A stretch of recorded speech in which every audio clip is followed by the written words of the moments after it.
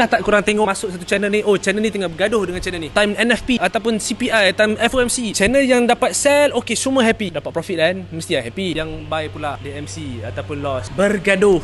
Time NFP bergaduh, time CPI bergaduh. Dia pusing je kat benda tu. Faham tak? Oh jangan sell, oh jangan buy, oh kau pergi follow ni. 2023 gang, jangan korang ingat NFP, CPI yang FOMC yang akan datang kau akan happy selama-lamanya. Pesanan yang Arif very simple. Yang Arif bukan nak indirectkan dekat sesiapa, tetapi dah dalam terlampau lama kita tengok toxic yang ada dekat dalam community kita. Channel ni hebat, channel ni power, channel ni lain macam. Sila ambil misi yang Arif 2023 dah bukan pasal tu dah. Sila jalan, ambil. I have a bigger vision, I have a bigger mindset, I have a bigger opportunity, I have a bigger goal. Semuanya dengan fighter-fighter baik. Setiap cikgu, setiap mentor, setiap sifu yang ada dekat luar tu semua nak bantu. Tetapi kalau dah terletak rezeki dekat dia, tak mampu nak bagi rezeki, tak apa. Bagi yang Arif, ingat, kalau kau rasa kau dekat atas, calm down, relax, be humble. Dan bila kau rasa kau sedih, bila kau rasa kau down, dah tak ada orang akan bangunkan kau kecuali kau dan diri kau. Salam fly.